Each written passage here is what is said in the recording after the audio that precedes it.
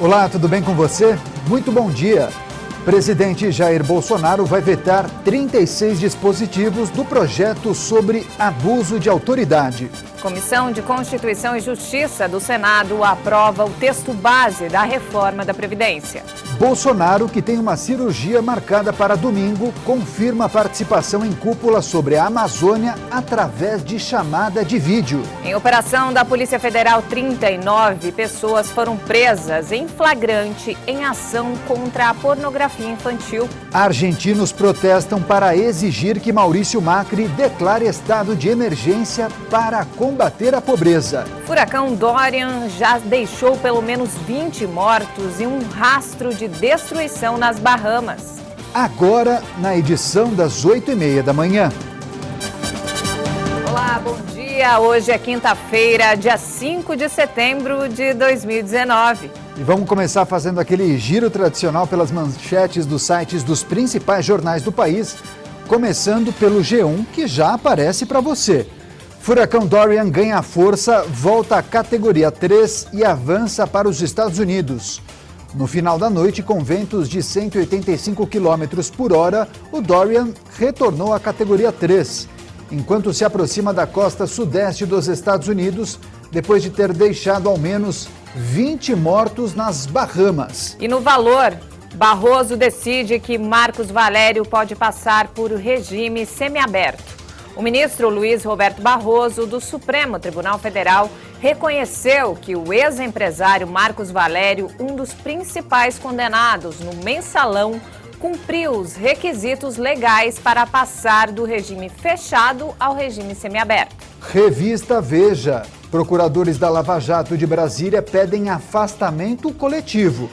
O grupo que conduzia as investigações que envolviam políticos alegou grave incompatibilidade de entendimento com a titular Raquel Dodge. E no Correio Brasiliense, PEC da Previdência está pronta para ser votada no plenário do Senado. Comissão de Constituição e Justiça do Senado aprova a PEC que altera regras de aposentadoria. Mudança feita pelo relator no texto da Câmara garante que pensão por morte não será inferior a um salário mínimo. Estadão. Com cirurgia, Bolsonaro ficará 3 dias fora do cargo e terá gabinete em hospital. De acordo com o Planalto, o procedimento cirúrgico para corrigir hérnia não levanta preocupação sobre o estado de saúde do presidente. Na Folha Online, intacto Moro supera em 25 pontos a aprovação de Bolsonaro, mostra a Datafolha. Ministro mais bem popular e bem avaliado, ex-juiz, se tornou o alvo de alfinetadas do presidente e tem sofrido derrotas no Congresso. Portal de notícias UOL. Odebrecht montou plano para abafar a Lava Jato logo no começo, afirma a Polícia Federal. Em depoimento, o empresário detalhou trama que tentou blindar contas na Suíça. De novo na Veja, filho de Cafu morre após passar mal em jogo de futebol. Danilo Feliciano sofreu um infarto depois de passar mal jogando bola na casa da família. Informação foi confirmada pelo ex-jogador Paulo Sérgio, amigo de Cafu. 8h36, um ótimo dia para você. E o presidente Jair Bolsonaro já decidiu.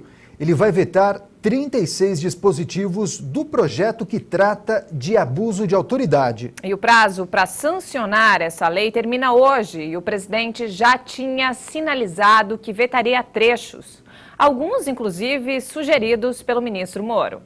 O projeto que trata do abuso de autoridade, aprovado em agosto pelo Congresso Nacional, conta com 44 artigos, contendo um total de 108 dispositivos. Destes, Bolsonaro vetou 36 trechos. O presidente já tinha avisado que vetaria por não concordar com as regras previstas. Mas, inicialmente, Bolsonaro calculou que cerca de 20 trechos seriam vetados. Em uma rede social, ele informou nesta quarta-feira que acolheu integralmente as sugestões de veto apresentadas por alguns ministros, mas decidiu manter a essência do texto do Congresso. Bolsonaro se reuniu por 2 vezes com sua equipe para definir os vetos. O ministro-chefe da Secretaria-Geral, Jorge Oliveira, disse que o texto com os vetos preservou a essência sem limitar a ação dos agentes públicos. Quando a sanção da lei for publicada no Diário Oficial da União, também devem ser divulgados os vetos e as justificativas do governo. Depois disso, cabe ao Congresso Nacional manter ou derrubar a decisão do presidente. A análise deve ser feita em sessão conjunta, formada por deputados e senadores. E a Comissão de Constituição e Justiça do Senado aprovou o texto base da reforma da Previdência na sessão de ontem. Agora a proposta já pode ser enviada ao plenário e pode ser votada até o dia 10 de outubro. E por causa das mudanças feitas durante a tramitação, a economia prevista de 1 trilhão e 300 bilhões de reais em 10 anos deve cair para 962 bilhões de reais. Foram quase 500 emendas apresentadas pelos senadores com sugestões de mudanças no texto. O relator da proposta, senador Tasso Gereissati, do PSDB, apresentou a complementação de seu voto inicial, lido na reunião no dia 28. Gereissati manteve o texto principal como veio da Câmara, apenas com algumas mudanças, como a retirada do benefício de prestação continuada, o BPC, alteração que não resulta em nova análise da PEC pelos deputados. Tasso retirou também o ponto que tratava da possibilidade de que o valor da pensão por morte seja menor que um salário mínimo. Entre as emendas acolhidas pelo relator estão a criação de benefício para crianças em situação de pobreza e supressão da regra que impossibilitava anistiados políticos de acumularem indenização com a aposentadoria ou pensões. Na análise do relator, as medidas visam a recuperação do déficit fiscal para que seja possível a manutenção de serviços oferecidos à população menos favorecida. Eu tenho uma preocupação, como princípio, com o déficit fiscal, porque eu entendo que se o governo federal, governo estadual, municípios não têm recursos suficientes para aplicar na educação, para aplicar na saúde, para aplicar em infraestrutura, já que todos os seus recursos, e é isso que está acontecendo hoje, estão sendo engolidos pelo déficit da Previdência, defender os mais pobres, primeiramente, é defender que existam e sobrem recursos para aplicar em educação. Já no final da tarde, os senadores aprovaram por 18 votos a 7 o texto base da reforma da Previdência. Com isso, a proposta já pode ser analisada e votada em 2 turnos no plenário do Congresso. Para ser aprovada, a reforma precisa de pelo menos 49 votos dos 81 senadores. A sessão desta quarta-feira continuou com a votação dos destaques, que são adições ou subtrações de itens do projeto que será enviado para o plenário. Entre os destaques estão proteção de trabalhadores informais, que terão direito a serem incluídos no sistema previdenciário. Além desse destaque, o relator propôs enquadrar ex-parlamentares inscritos no Plano de Seguridade Social dos congressistas nas mudanças da Previdência, como a troca da idade mínima de aposentadoria para homens e mulheres. Após um acordo entre líderes para acelerar a votação, ficou acordado que a PEC paralela, onde foram inseridas alterações como a inclusão de estados e municípios, já seria votada na CCJ nesta quarta-feira. Assim, ela já ficaria pronta para ser votada em plenário, o que pode acontecer até o fim de outubro. E o STJ, Superior Tribunal de Justiça, decidiu que motoristas de aplicativos não podem ter vínculo trabalhista com as empresas. Isso quer dizer que, a partir de agora, a relação deve ser tratada como trabalho autônomo, o que significa que ações contra a empresa serão levadas à justiça comum.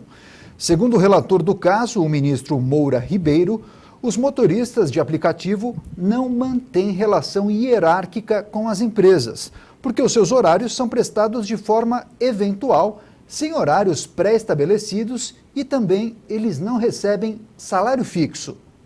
E agora, nos destaques internacionais, o parlamento britânico impôs mais uma dura derrota ao primeiro-ministro Boris Johnson, a rejeição à antecipação das eleições gerais.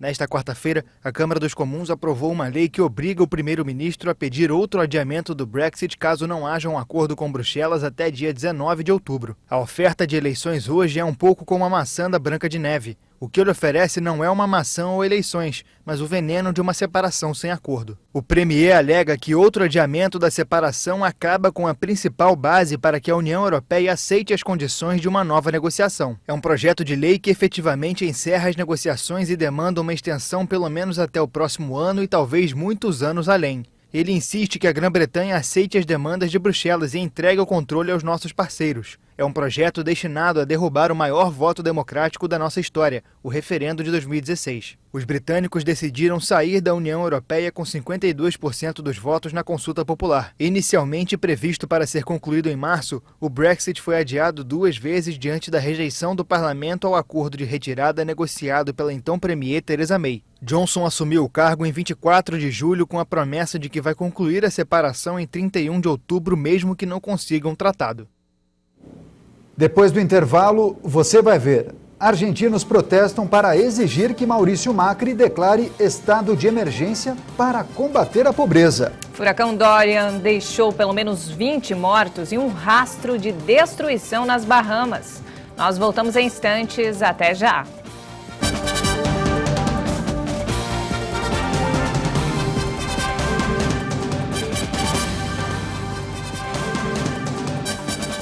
Nós estamos de volta, 8 horas e 48 minutos, e a quinta fase da Operação Luz na Infância cumpriu mais de 100 mandados de busca e apreensão no Brasil e em outros 6 países.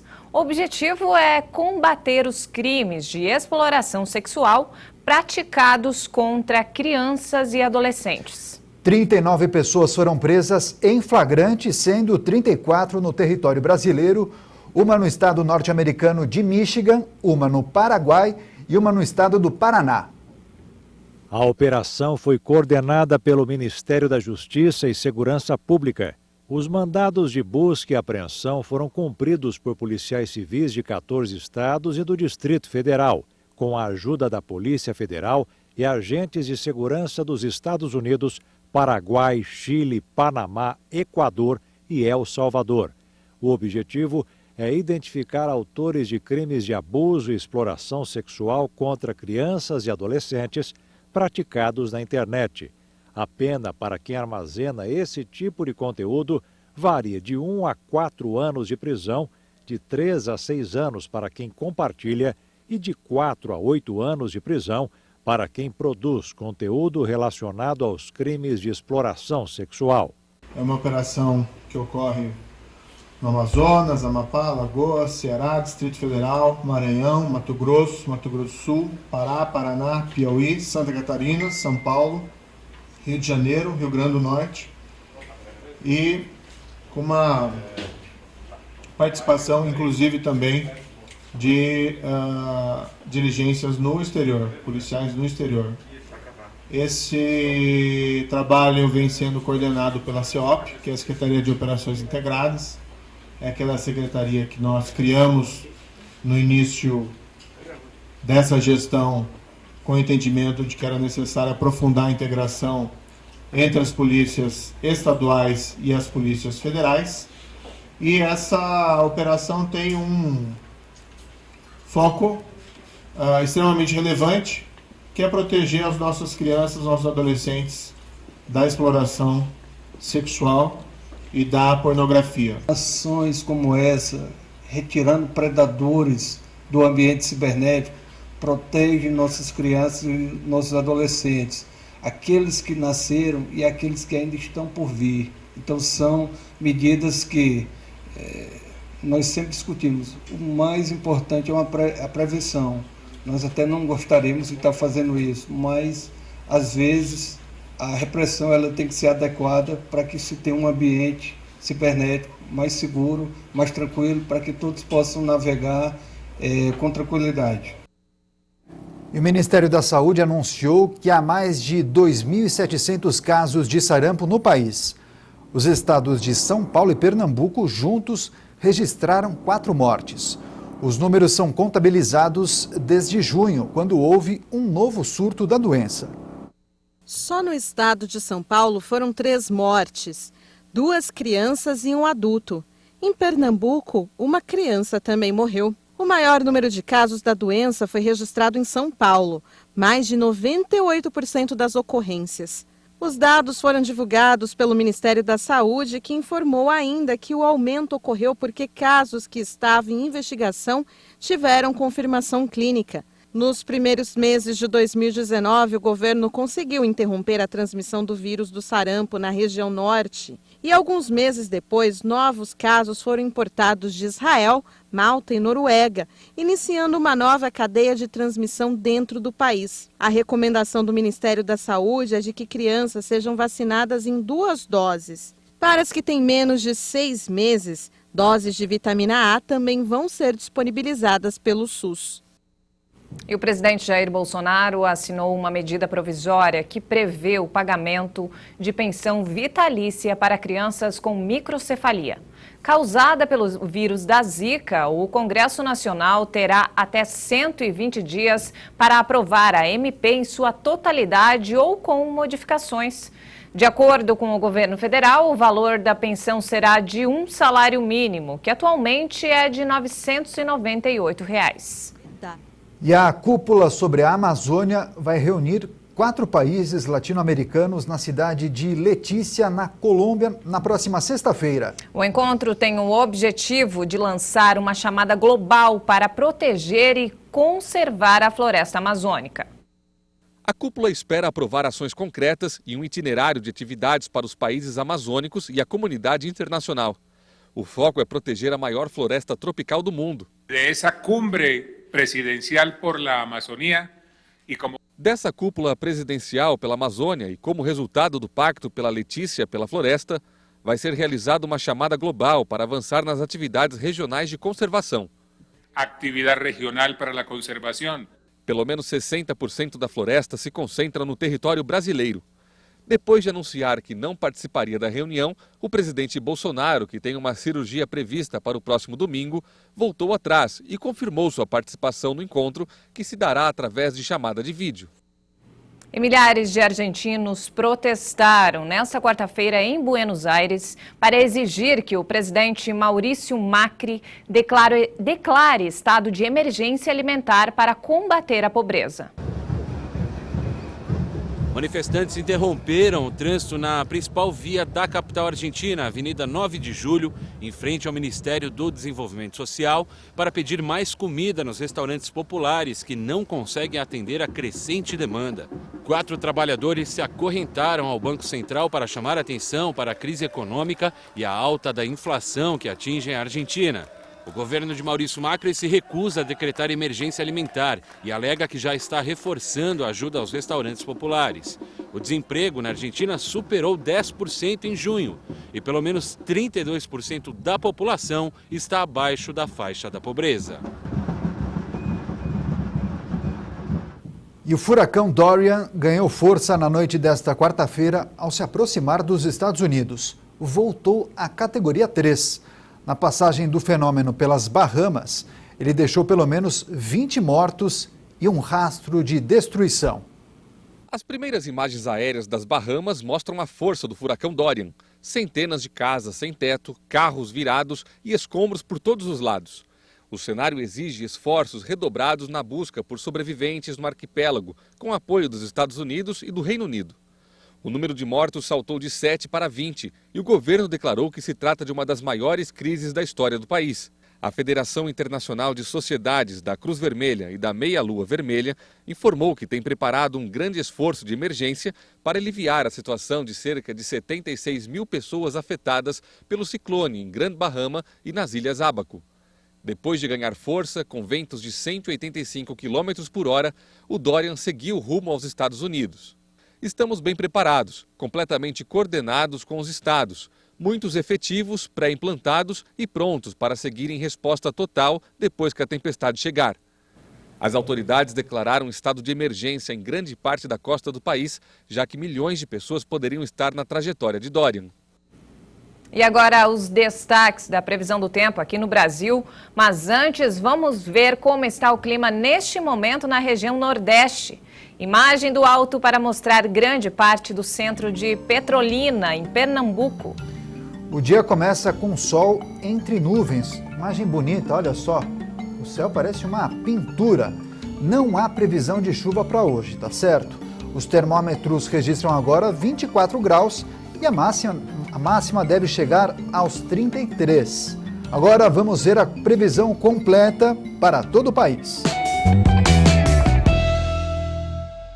Algumas áreas de instabilidade vão se formar sobre os estados do Paraná e de Santa Catarina, e em todas essas áreas tem expectativa de chover, mas apenas com fraca intensidade e sem alerta para temporais. A chuva deve acontecer de forma frequente na região de Curitiba e no Vale do Itajaí e Florianópolis, ela deve vir apenas em forma de garoa. Algumas pancadas podem acontecer a partir da tarde sobre o extremo norte do estado, inclusive sobre a região de Londrina e também desde o extremo oeste do estado de Santa Catarina até o noroeste do estado do Rio Grande do Sul.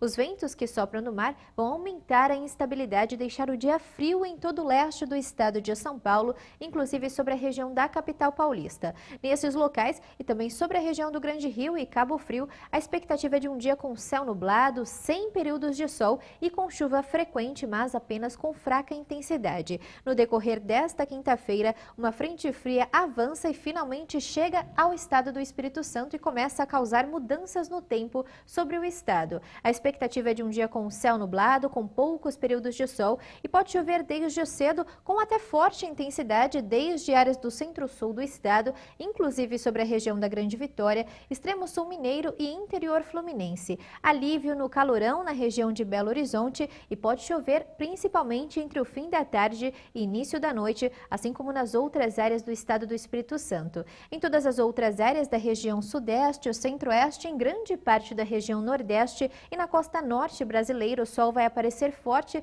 no decorrer desta quinta-feira, mas algumas pancadas de chuva ainda ocorrem de forma passageira desde a região de Natal até Salvador. Alerta para temporais desde cedo em várias áreas do estado do Amazonas, inclusive sobre a região de Manaus. E nas outras áreas em verde no mapa, dia de sol forte, temperaturas elevadas e não há expectativa de chuva. Eu destaco aqui ainda os baixos níveis de umidade relativa do ar, que devem ficar abaixo dos 20% em todas as áreas em laranja do mapa, que pegam várias áreas do centro-oeste, nordeste e parte da região norte do país. A temperatura mínima prevista em São Paulo nesta quinta-feira de 13 graus, apenas 6 graus em Porto Alegre e 16 graus no Rio de Janeiro, e à tarde esquenta muito, principalmente na região norte. A temperatura chega a 38 graus em Teresina, 28 graus em Salvador e 29 graus em Belo Horizonte. Juliana, o clima está muito instável. Principalmente aqui em São Paulo, né? Há cerca de um mês, os especialistas disseram que as pessoas poderiam guardar os casacos, que não faria mais frio. Nós estamos de jaqueta, exatamente, de cachecol. O que acontece? Efeito cebola, né? A gente vai tirando durante o dia. Tá certo. Bem, não temos mais tempo, ponto final nessa edição. Nós agradecemos demais sua companhia e audiência. E nós voltamos à 13h com mais informações e notícias. Tenha um ótimo dia e até lá.